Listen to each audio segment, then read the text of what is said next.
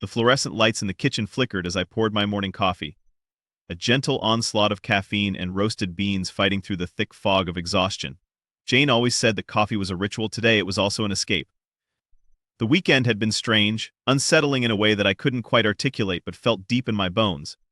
I had dismissed it at first, told myself that everyone has their off days, but with each passing hour the knot in my stomach tightened. "Babe, I'll be back late tonight," she'd said on Friday, slipping a duffel bag over her shoulder, her eyes just a shade too bright. "The gym's hosting some workshops," she continued, glancing at her phone, a nervous habit I had started to observe more frequently in the past weeks. It was short bursts of behavior like this that started to rattle me. There were those late-night text messages now and then, quick glimpses of her screen when she thought I wasn't looking. I'd convinced myself they were about workouts or plans, but my stomach twisted at the thought. A clarity of mind that had long been clouded by trust began to fracture, revealing fissures I wished had stayed concealed. As the days rolled by, the clues morphed into a pattern. She joined new classes at the gym, her sweaty selfies cropped out the faces of her supposed workout buddies. It was trivial, I knew, perhaps too trivial to make a fuss over. I didn't want to be the jealous husband, and still, a trail of uncertainty burned my chest, an all too familiar ache creeping in as the mundane routine of our lives continued. It was Monday evening, and she had said the gym was offering a new session focused on high-intensity training.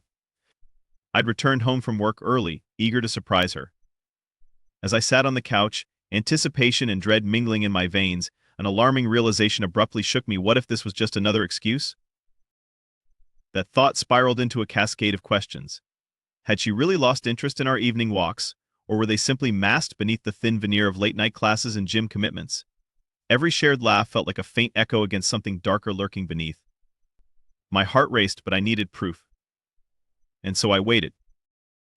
When she walked through the door, damp from the evening run, I took in the familiar sight, her curls sticking to her flushed cheeks, the silk of her leggings hugging her frame, but what struck me most was how utterly unaware she seemed of my inner turmoil. I desired to believe in her, but the whispers of betrayal hovering in the air choked that hope. "Hey, how was the workout?" I asked, my voice measured yet strained. "Really good. We did a group circuit," she replied, wiping her brow. I watched her closely, trying to gauge any hints of something askew, something to explain the unease that clawed at the edges of my consciousness. "What group?" I probed gently, hoping for a name, something to hold on to. "Oh, just some friends I made. I think they're pretty dedicated," she said, as she flopped onto the couch beside me, flipping through her phone. The screen glowed with notifications that made my stomach churn, a group chat, filled with smiling faces I didn't recognize. Somewhere between denial and frustration, I took a breath, steadying myself against the presumption of innocence. I knew deep down I needed to grasp what was dancing beneath the surface, the shadows of a story I couldn't yet see. Over the next few days, my resolve crystallized. I broadened my awareness, using work as a disguise to blend in with the gym environment. The pristine gym doors welcomed me like an unfamiliar friend, and each eerie sound of weights clattering resonated in my chest. I didn't anticipate wanting to be there. I felt more like an intruder, my heart pounding with distrust as I scoured the space for evidence. Within days, I caught fleeting glimpses of Jane in peculiar angles with a man who seemed too familiar. They were just here, laughing in a private corner, eyes locking in a way that felt unsettling. Each encounter left me tenuously hanging off the edge of a precipice, ready to plummet into a world where her claims of dedication turned into a desire for something else entirely. I sat in my car, hands trembling, concealing the camera I had bought as a last resort weapon. The plan was forming in my mind, sugar-coated revenge that was fueled by love tainted with betrayal. The moment I captured the undeniable proof, I'd shatter that idyllic image of trust we had laboriously built. Every lie she spun would collapse in her disarray of pride. As the days slipped by, the emotional momentum grew, urging me forward. I wasn't here to confront her, no. That was too easy. I wanted her to feel the weight of her decisions, to understand the pain she had inflicted. With each pastiche of deception I pieced together, an insatiable hunger for justice brewed within me. I could hardly draw a breath without feeling the surge of purpose.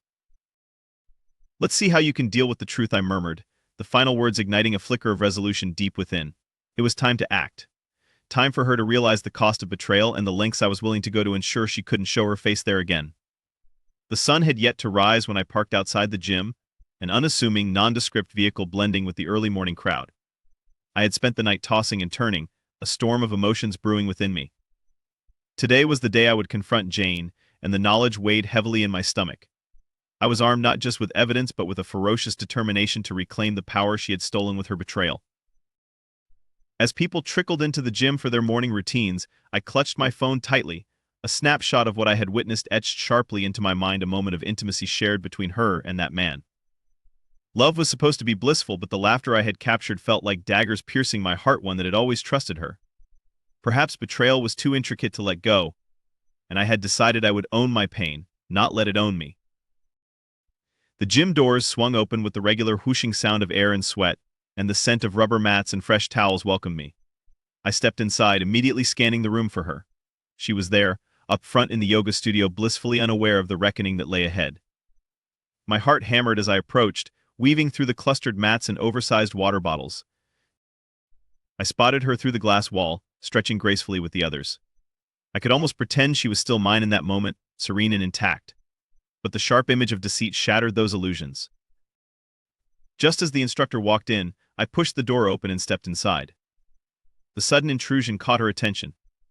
Jane's graceful movements came to a halt as her eyes found mine, confusion swiftly morphing into disbelief. The other participants looked between us, sensing the shift in energy.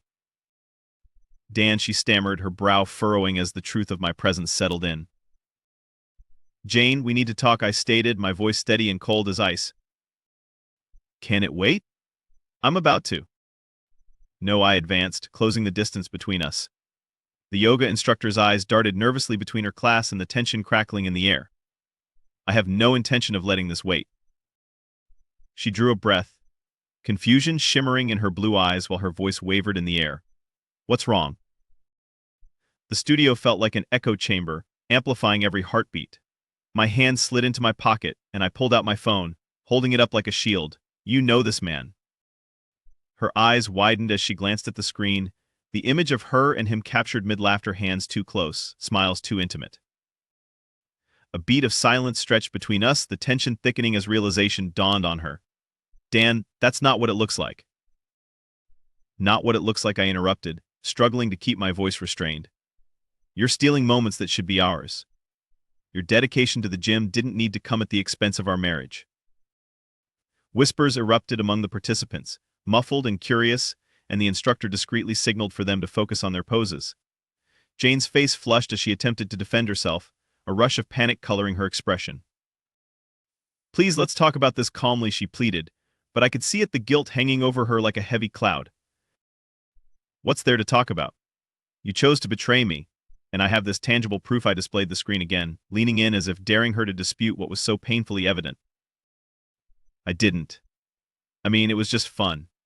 "It didn't mean anything," she gasped, shrinking back against the wall of mats, her assertiveness crumbling under the weight of my confrontation.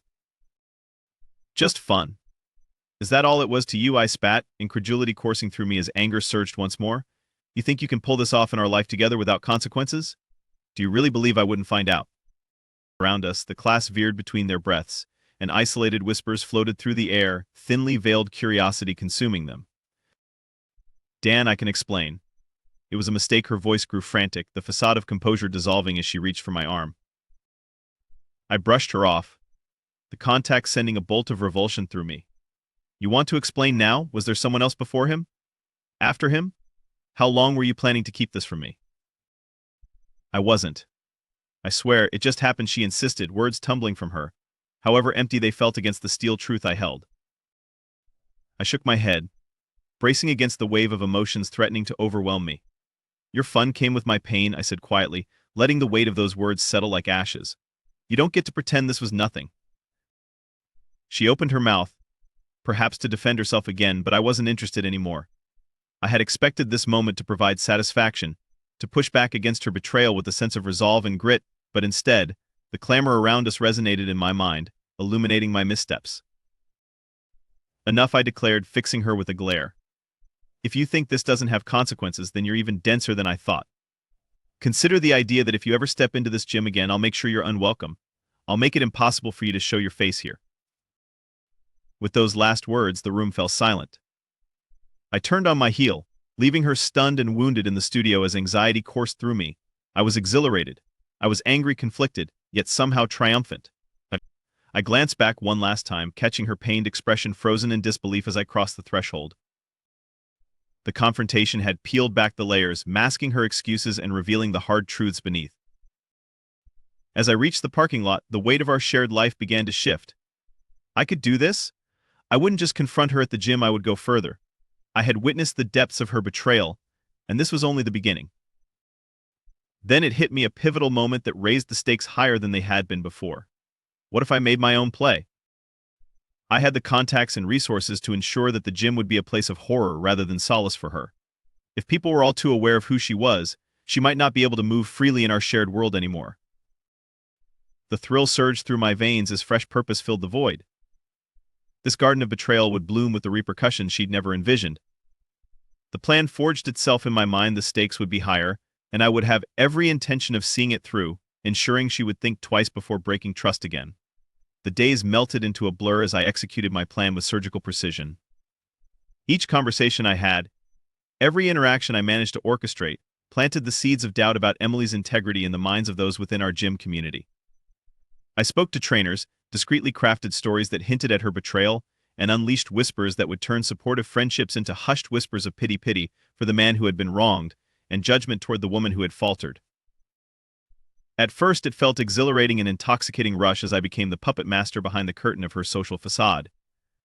I listened as friends began to question her dedication to the gym's values, heard the muted conversations, felt the weight of their scrutinizing gazes when she stepped in, uncertainty etched in their expressions.